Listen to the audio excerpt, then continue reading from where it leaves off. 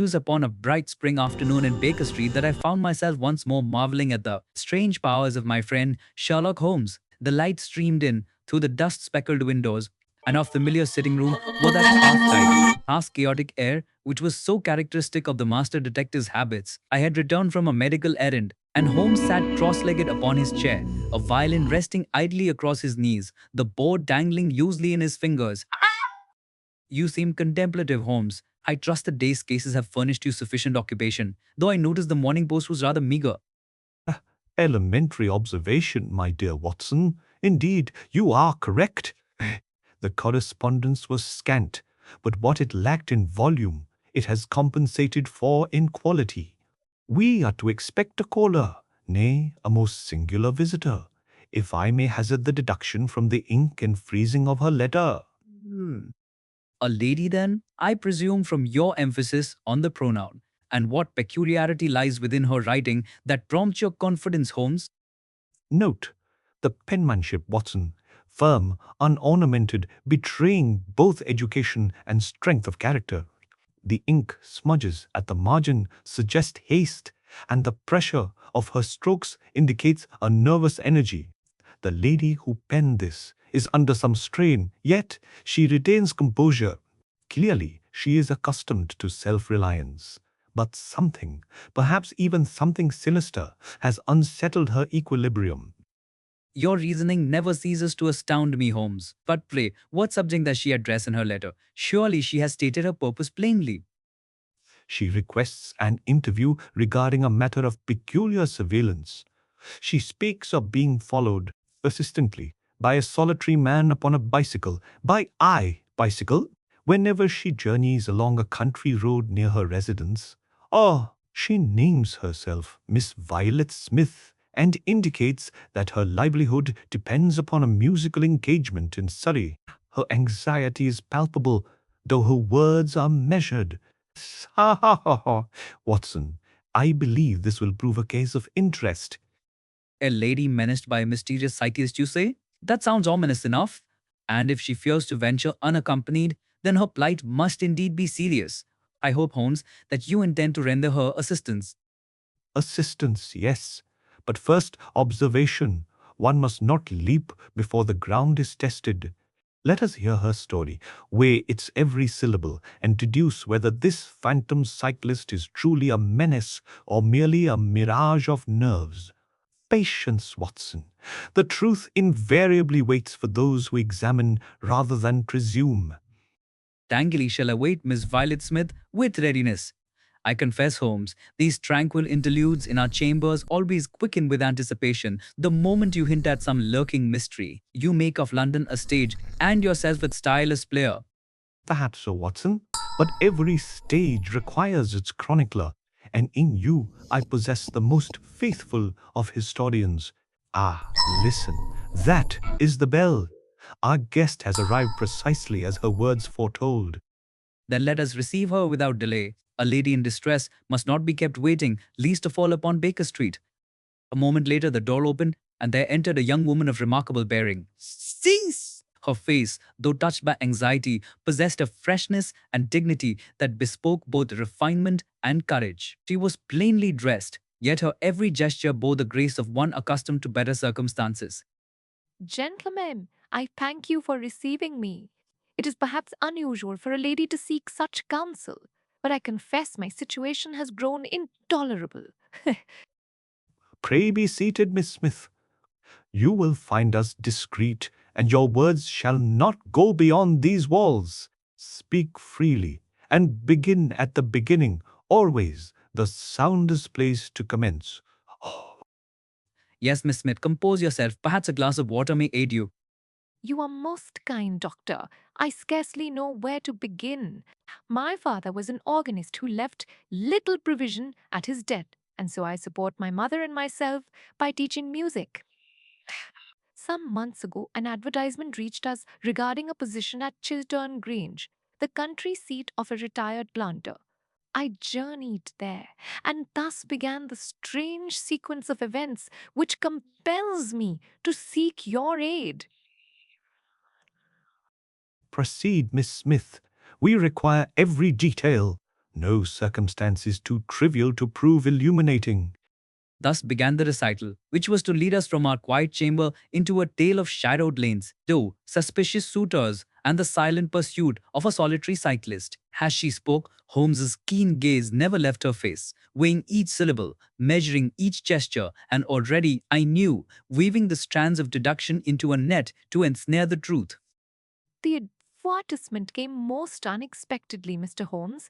It was placed by a Mr. Holmes Carruthers, who had newly returned from South Africa. He desired a lady of refinement to teach music to his young daughter. The salary offered, £100 a year, was beyond anything I had dreamed possible. It seemed a veritable godsend, for we were sorely pressed at the time. 100 a year? That is most generous for such a post. Surely it aroused your mother's delight. Indeed, sir, we could scarce believe our fortune. Yet, my mother's instincts were cautious, for the circumstances seemed unusual. The interview was held in London, where I met both Mr. Carruthers and another gentleman, Mr. Woodley, who was described as Carruthers's intimate friend. They were very unlike in character. Mr. Carruthers was grave, courteous, and somewhat melancholy. Mr. Garso, Woodley, on the contrary, was coarse in manner, loud of voice, and offensive in gallantry.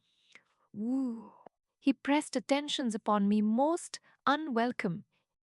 So, two gentlemen friends, yet ill matched.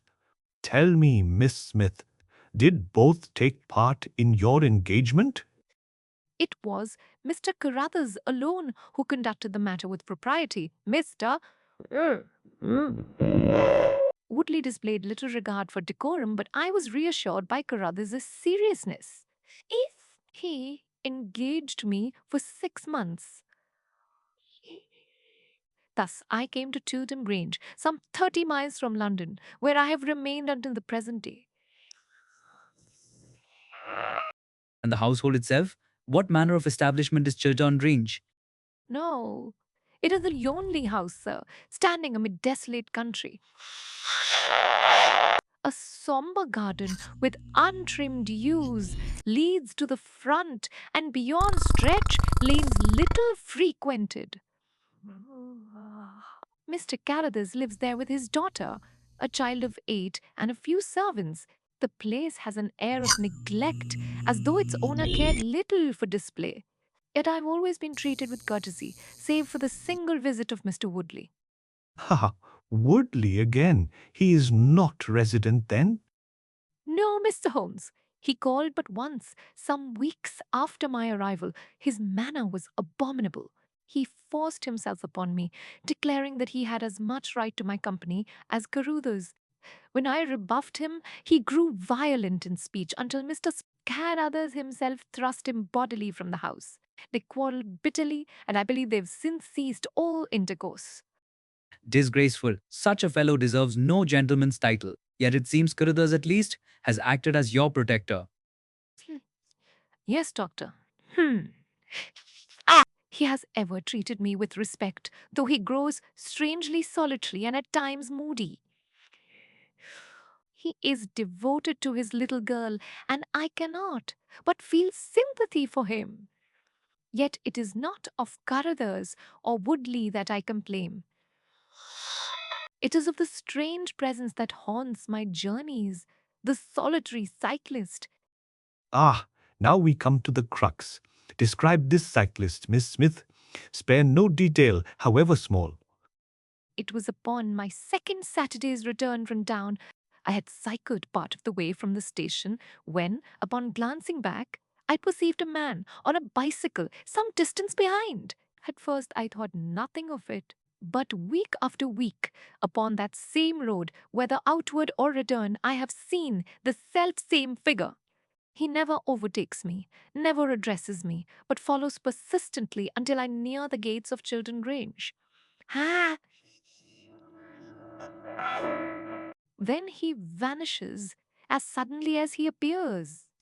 How extraordinary. Does he conceal his features, or have you obtained any impression of his person? He is a man of medium height, strongly built, with a brown beard. He wears dark clothes and a soft felt hat. His machine is of ordinary make. There is nothing remarkable, save that his presence is unfailing.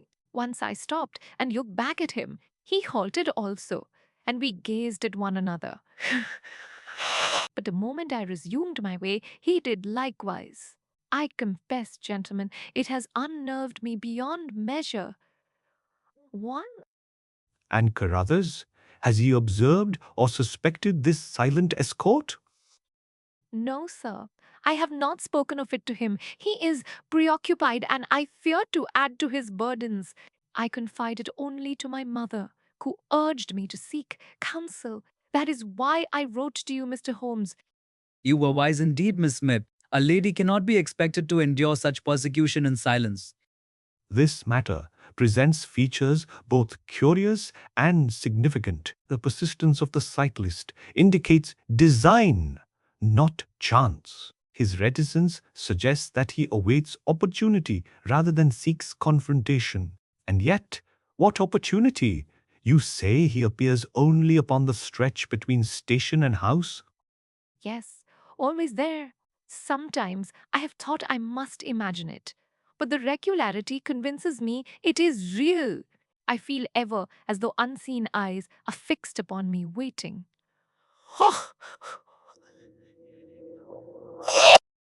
Miss Smith, one last question. You spoke of your father's modest provision. Was there any property, inheritance, or expectation connected to his family or to your own? Nothing, mister. Holmes, save, perhaps, that my mother was of kin to the late Ralph Smith of Durban, who made some fortune in South Africa. But he died childless, I believe, and left his estate to distant cousins. It can bear no relation to me. At that moment, I marked the gleam that flashed across Holmes's eyes. And Severio! Plainly, some new thread had presented itself to his subtle mind, though he gave no outward sign save a faint inclination of the head. For my own part, I felt a gathering storm of perplexity. Who was this silent cyclist? What tie bound him to Carruthers and Woodley? And what shadow from South Africa stretched across the quiet lanes of Surrey? You have told us, Miss Smith, of your journeys to and from the station. Why, may I ask, do you travel regularly into town?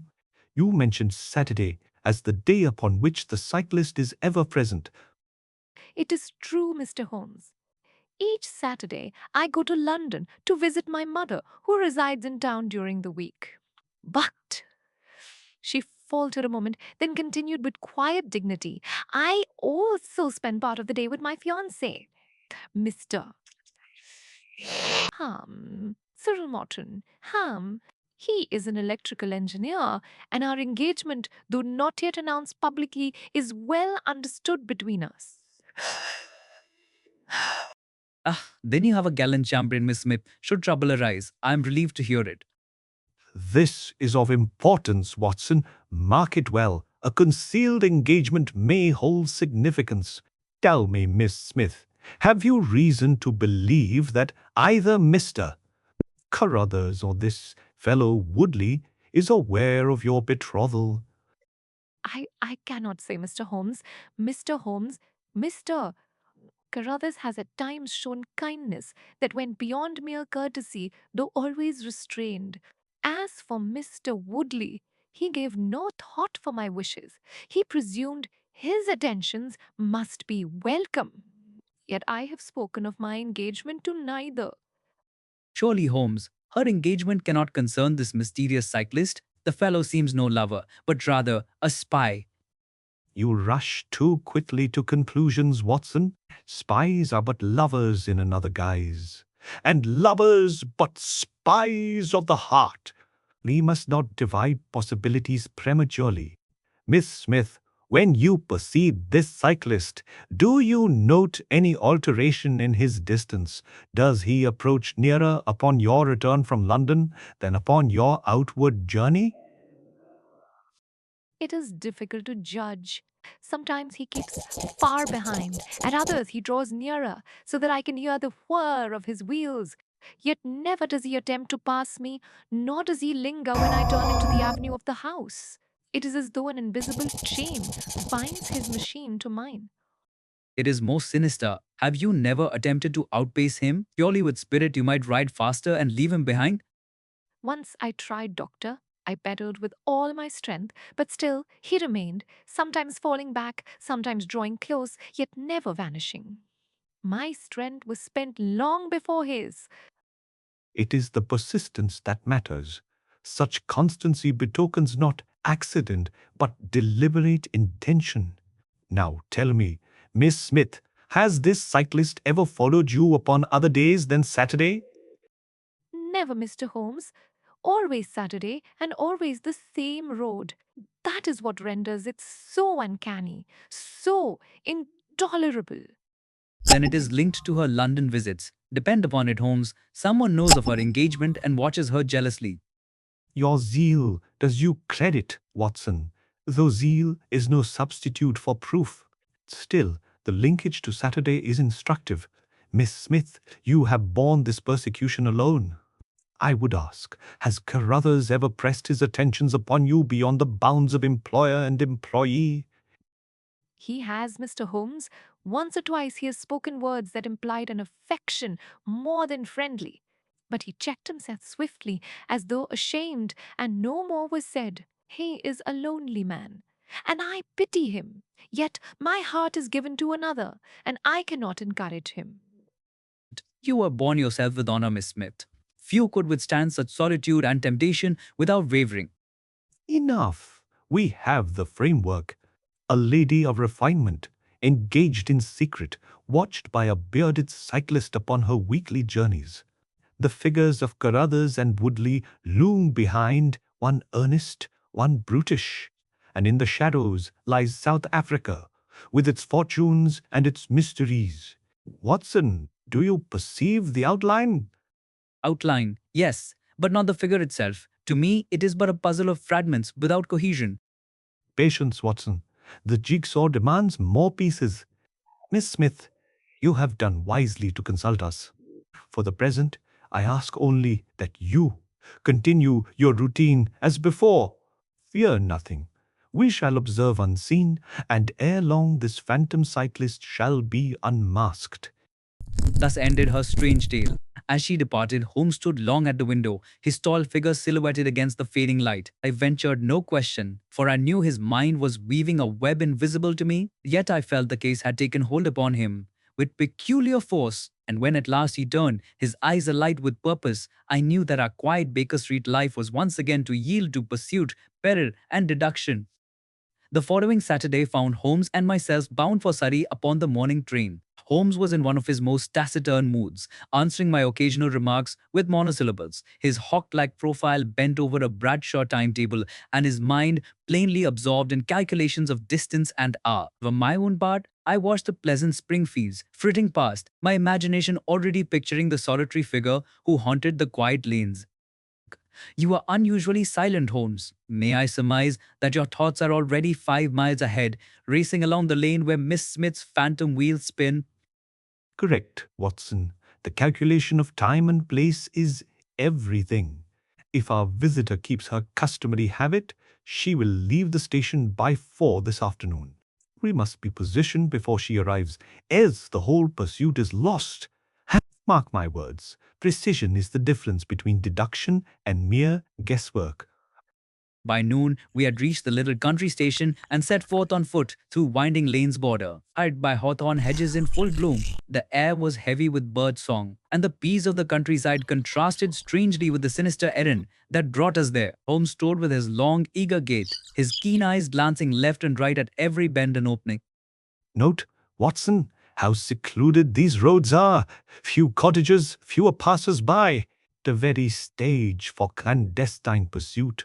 Our cyclist could follow half a mile without witness. Observe that clump of trees, an excellent point for concealment. Yes, it is lonely indeed. I confess the thought of Miss Smith peddling unprotected through this solitude fills me with unease. How shall we proceed, Holmes? We shall conceal ourselves by that oak bend 2 miles from the station. From there, We may observe both her approach and the man behind. Patience and silence will be our allies. Come, Watson, we have work before us. Thus it was that, by 3:30, we lay concealed in a thick hedge by the roadside, our eyes fixed upon the white ribbon of road that curved from the little station. The afternoon sun slanted golden through the branches, insects droned lazily, and save for Holmes's tense stillness beside me, the world seemed sunk in drowsy peace. It seems deserted. Perhaps today he would not come. Hush, listen. In the distance there came the faint click and hum of bicycle wheels. A moment later, a figure shot into view. A young woman in a dark skirt and straw hat, pedaling swiftly along the lane. It was Violet Smith, her fair hair gleaming beneath the sun, her face set with the resolute expression of one who has learned to master fear. She rides bravely, Holmes, not a tremor in her bearing. Now, behind her, watch closely. Sure enough, at the curve of the road appeared another cyclist, a bearded man in dark clothes, his hat pulled low. Low, he rode steadily, never hastening, never slackening, his machine keeping the precise distance behind hers. The sunlight glinted on the spokes of his wheel, and his broad shoulders moved rhythmically with each stroke of the pedal. So, by heaven, Holmes, it is exactly as she described. The fellow follows her like a shadow. Observe his constancy, Watson. He neither overtakes nor lingers, merely matches her every movement, a watchdog or a gaoler. For several minutes, we watched in breathless silence as the strange procession passed before us. The brave young lady in front, the dark pursuer behind, and ourselves hidden witnesses in the hedge. Yeah. Then, as Violet Smith neared the avenue gates in the distance, the cyclist suddenly checked his speed, wheeled aside into a grassy by-lane, and vanished from view. He disappears as suddenly as she said, "Holmes, what devilry is this?" Not devilry, Watson, design. A design we must unravel. Come, we shall trace his wheel marks. A bicycle leaves clearer evidence than any hoof or footstep. We hurried to the spot where the cyclist had vanished. Sure enough, upon the soft earth of the bylane, the double track of pneumatic tires was plainly visible, curving away between thick hedges. Holmes bent low, studying each indentation with the rapt attention of a naturalist examining some rare specimen. A light machine, modern make. The fellow dismounted here for a moment. See where the toes of his boots pressed into the earth. He waited, perhaps, to ensure her safe arrival. Then he remounted and continued upon that track which leads round toward the main road again. Marvelous, Holmes. Nothing escapes you. Yet what purpose could he serve by dogging her thus, week after week? Purpose, my dear fellow, is the last chapter, not the first. We must accumulate our evidence page by page. For now, we know that the cyclist exists, that he acts by deliberate plan, and that he keeps to the Saturday ritual. Already we are nearer the truth than we were yesterday. And so, as the shadows lengthened across the Surrey fields, we returned to the station, our minds filled with the image of that dark bearded watcher and the lonely young woman he so strangely shadowed. Holmes was silent, lost in thought, and I forbore to disturb him. Yet in my heart I felt that we had touched but the fringe of a deeper plot whose core still lay hidden in the quiet lanes of Chiltern. The following week saw Holmes's interest in the case deepen into quiet obsession. On two occasions we travelled down to Surrey, timing our journey so as to watch Violet Smith upon her lonely road. Each time the same strange drama was enacted, the brave young lady pedaling swiftly from the station and the dark bearded man gliding silently behind, never overtaking, never lagging too far. Each time, as she neared the avenue of Chiltern Grange, he vanished by some sidetrack, leaving no trace save the tire marks which Holmes delighted to study.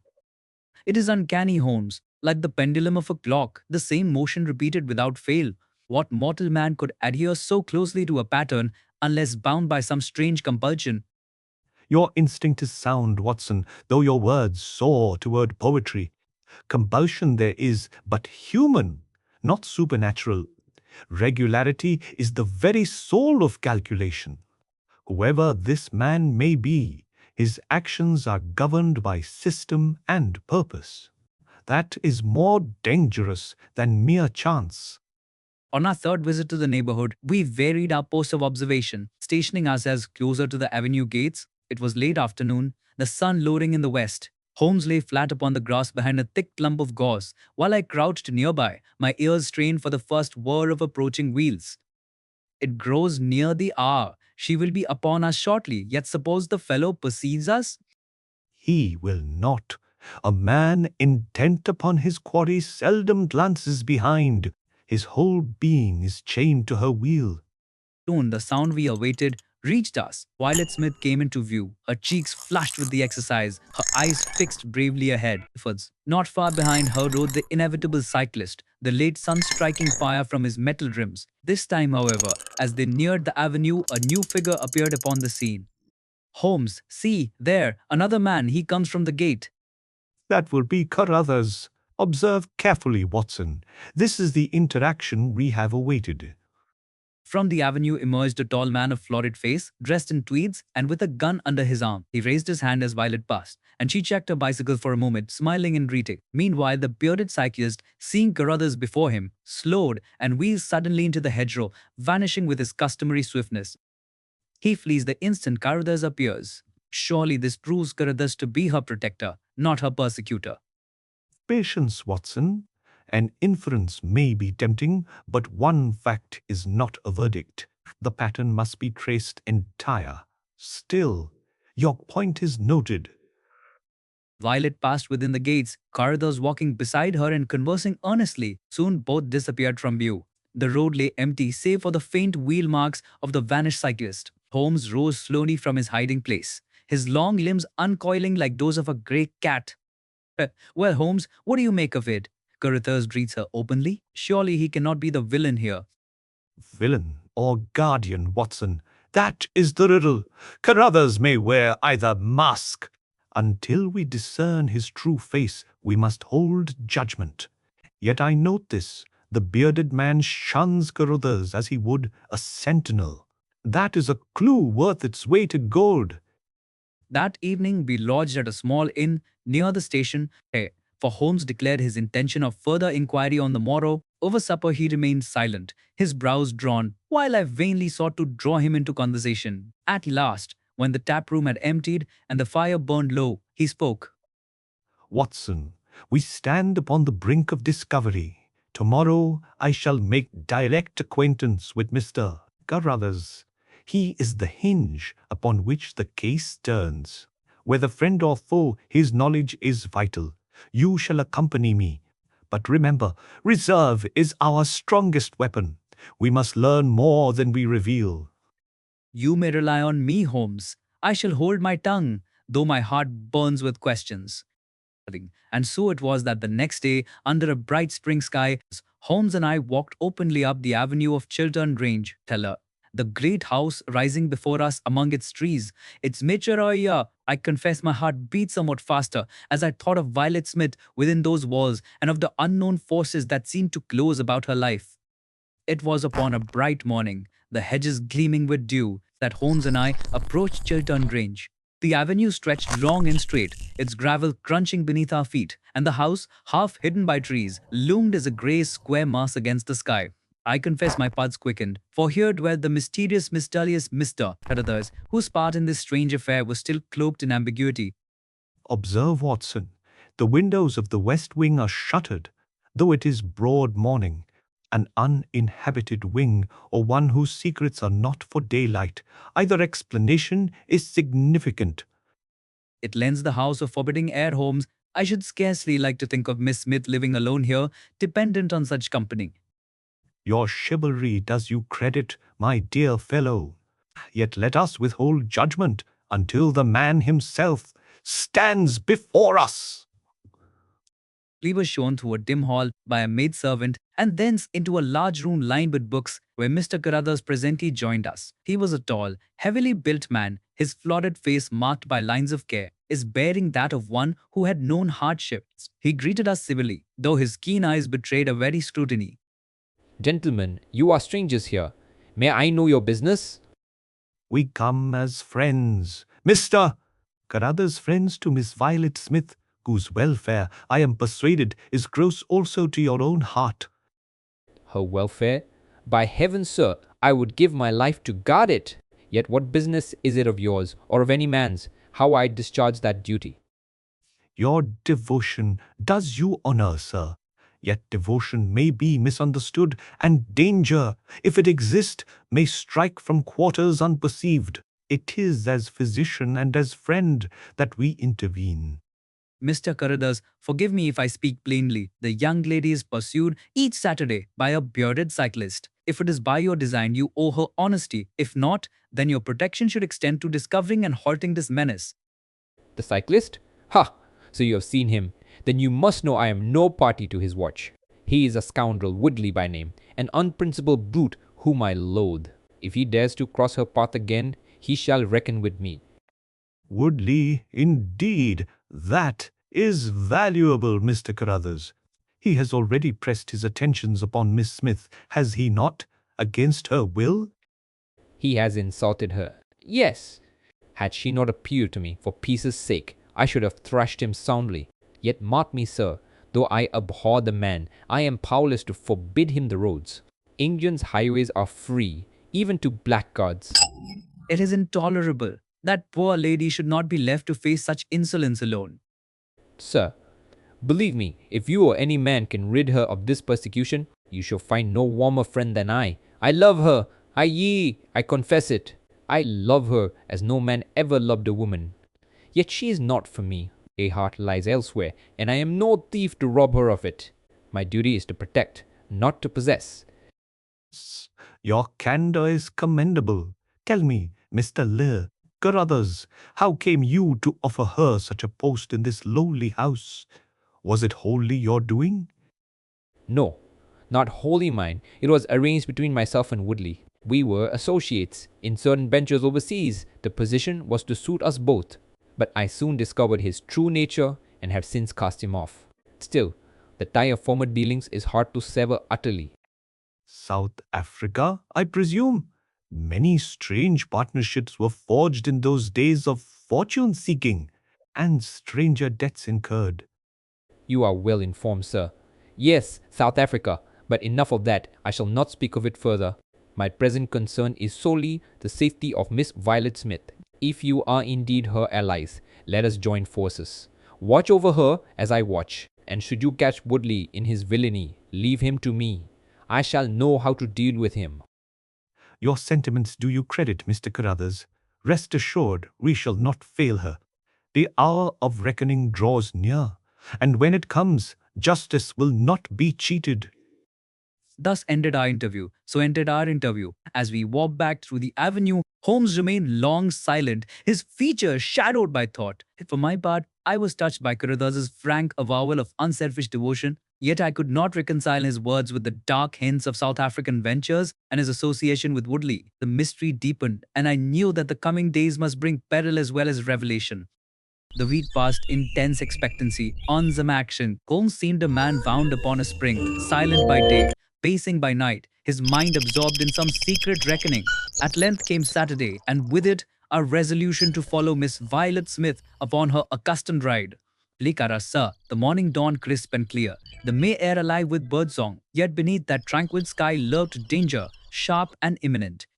Steady now, Watson. We must keep well behind her, yet not so far that we cannot intervene at the first alarm. The game is afoot, and I warrant the villain will not let this day pass idle. It chills me to think how oft she has pedaled this lonely road, unguarded save by her own courage. Ka, I trust we are not already too late in our vigilance. Take comfort, my friend. Fate seldom betrays those who prepare. Let us but be swift if the hour strike. Chic. Presently she came, our fair client gliding into view upon her wheel, her figure erect, her face bright in the morning sun. She passed us with a courteous nod, unconscious of our guardianship, and sped along the winding lane. With measured pace we followed, keeping always the length of a field between us. For a time the road lay empty save for her graceful form, but then, at a bend where the hedges thickened, a second cyclist appeared. My heart leapt, for it was the bearded pursuer. There he is, Holmes, the brute himself. Patience, Watson. The trap must spring fully ere we strike. Woodley pressed close upon her, calling coarsely, and she, poor lady, quickened her pace in evident distress. And then, with sudden violence, he flung his wheel aside, sprang forward, and seized her by the arm. She screamed. struggling desperately, a bicycle swerving across the lane. At that cry, Holmes and I flung ourselves headlong into the fray. Help! Oh, help me! You scoundrel, unhand her this instant. Keep off, you meddler, or I'll brain you where you stand. Villain.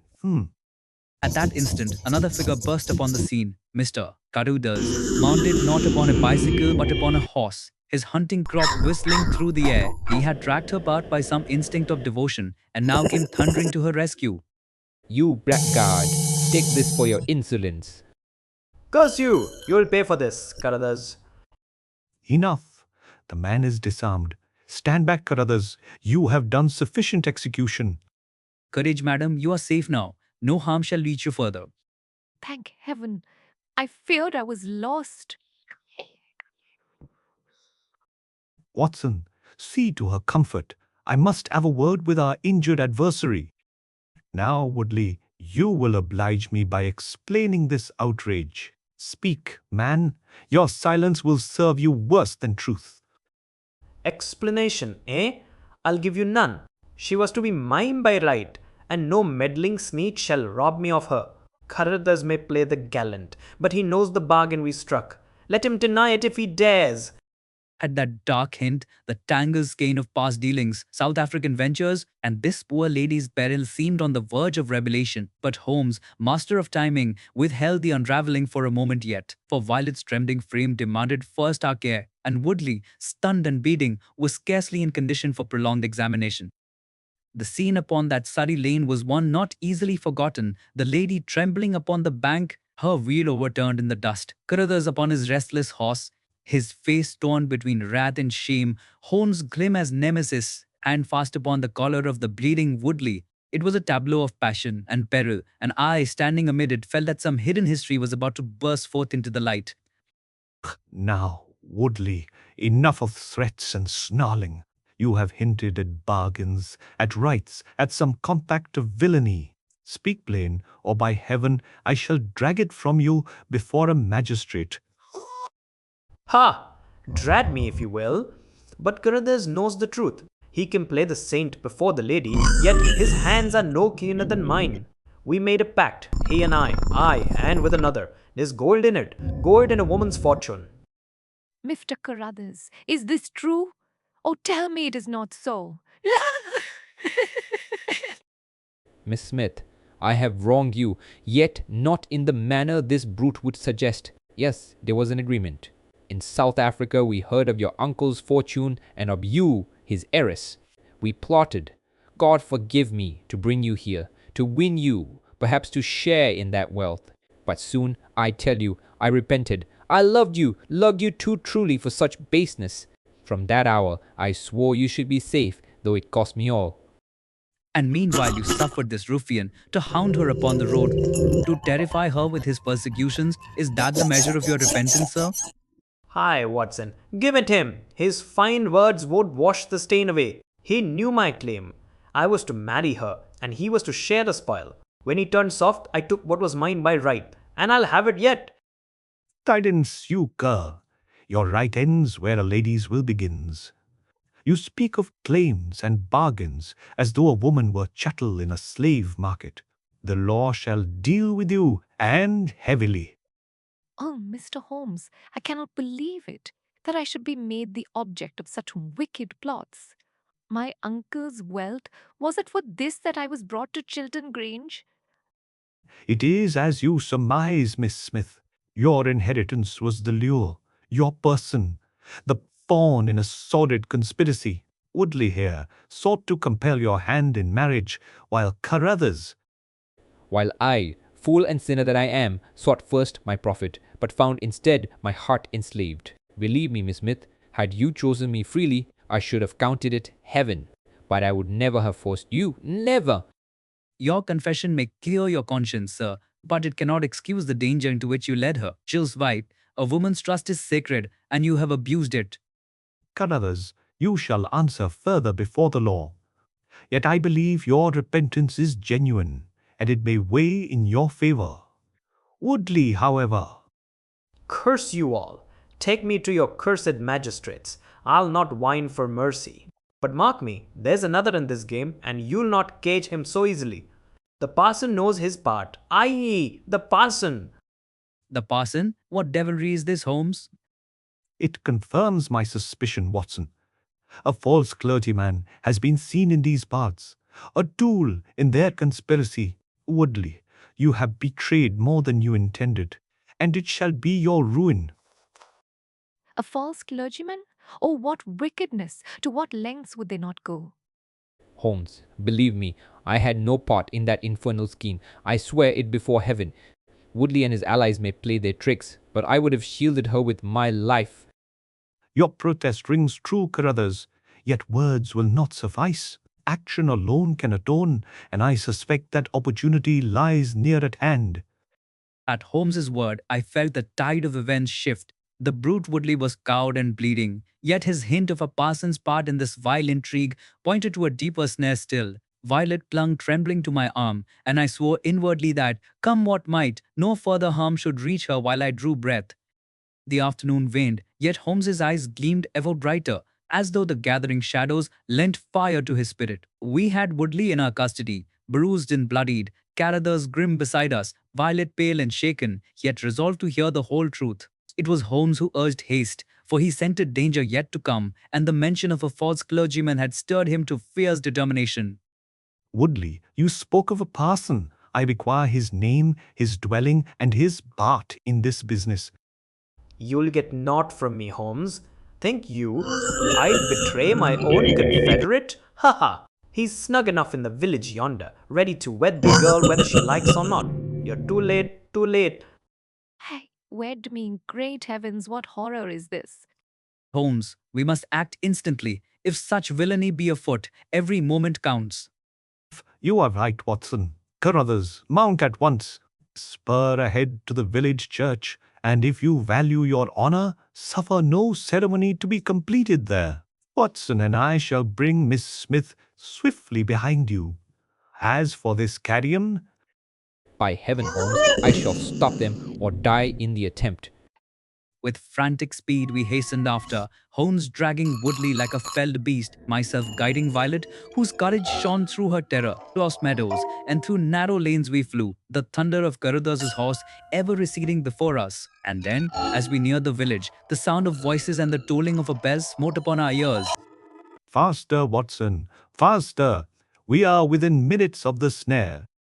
We burst into the churchyard at last. Breathless and fierce with haste, there within the porch stood a man in clerical garb, prayer book open, and beside him a stranger who sought to drag a pale, unwilling figure toward the threshold. Carruthers' horse reared high before them, his rider shouting defiance. It was the false clergyman, the final piece in the villainy. Hold there, villain. No word, no step further, or by heaven I'll strike you down. Seize them, Watson. The play is ended. In the Queen's name, yield. Oh, save her! Save that poor woman! Parson indeed. Off with that collar. It suits you as ill as your villainy. You have no right, no right. This is sacrilege. Sacrilege lies not in my hand, sir, but in your profane pretense.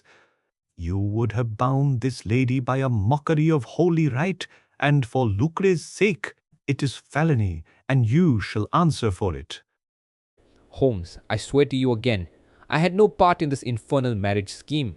Whatever my former guilt, in this matter I am innocent. Your word is noted, Carruthers, and your actions this day support it.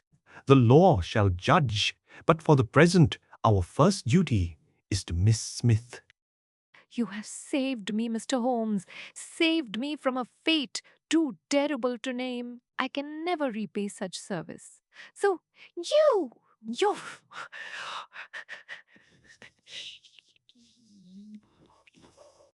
Thus, in tumult and revelation was the vile plot brought to naught. Motse, the false parson, stripped of his disguise, slunk in sullen fear. Woodley lay bound and bruised. Carruthers, torn with shame and devotion, stood apart, a man chastened by conscience. And Violet, trembling but delivered, clung to life and liberty with grateful heart. Yet I knew Holmes's work was not done. The whole web of conspiracy must yet be laid bare before the law. The tumult had scarcely subsided when Holmes, with that composure which never deserted him, marshaled villain and victim alike into order. It was his custom, after the storm, to bring clarity, to turn chaos into revelation. Thus, as we gathered within the vestry of the little church, he prepared to unfold the tapestry of this strange affair. You are wondering, Miss Smith, how it came that strangers should concern themselves so deeply with your fate. Let me then trace the matter from its beginning. Your late uncle, Ralph Smith, died in South Africa, leaving you his heiress. The knowledge of this fortune reached certain unscrupulous adventurers, among them these two, Woodley and Carruthers. Together, they contrived to lure you from your home, placing you at Chiltern Grange under Carruthers's roof, while Woodley was to press his suit with violence if need be, and to lend their villainy a false sanctity. They enlisted this impostor to play the parson's part. I only did as I was bidden. They promised me gold. I meant no harm. No harm? Sir, you lent yourself to a profanation, to a crime against this lady's liberty and honor. Be sure the law will take its measure. Holmes, I confess the conspiracy, but I swear I never sanctioned the outrage of this sham marriage. My love for her, though born of base beginnings, was true. I guarded her from Woodley's violence as best I could. Your conduct, Carruthers, is as mixed as your motives. You plotted villainy, yet repented part way. You deceived, yet protected. The law must judge you, but your repentance may weigh in mercy's scale. Bah, spare us your preaching, Holmes.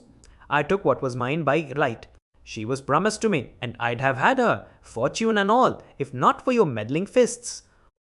Promised? By whom? A woman's will is no man's to barter. You, sir, are nothing but a brute, and a clumsy one at that. The courts will deal with you far more harshly than I have done. Mr. Holmes, I scarce know how to thank you. Without your aid, I should have been lost, ensnared in a fate too dreadful to imagine. Yet tell me, why did you watch me so closely upon the road? How came you to suspect such wickedness? Observation, Miss Smith. The repetition of a solitary cyclist upon your path, his face obscured, his presence constant. It bespoke design, not chance. Watson here aided me in watching, and soon the pattern emerged. When Woodley showed his hand, I was already upon his track. Holmes, you are too modest. Your deductions were precise and relentless, as ever. I but followed where you led, though I counted honor enough to share the chase. My dear Watson, your loyalty and courage were the true safeguards here. Deduction may reveal the snare, but it is steadfast friendship that gives one strength to cut the cords. Gentlemen, I shall never forget what you have done. Though my inheritance brought peril, it also brought me the aid of the noblest friends a woman could ask. Miss Smith, though I dare not hope for pardon, I pray you may at least believe that I love you truly. Should the law take me, know that my heart remains yours, though unworthy. Mr. Carruthers, I pity you sincerely.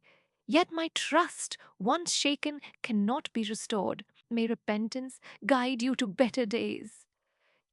So ended the strange adventure of the solitary cyclist. Woodley and his false parson paid dearly before the courts, while Carruthers, by reason of his confession and his final loyalty, was treated with leniency. Miss Violet Smith returned to her music, her freedom preserved, her fortune secured, and Holmes, when all was settled, spoke to me with that rare humility which lent nobility to his genius.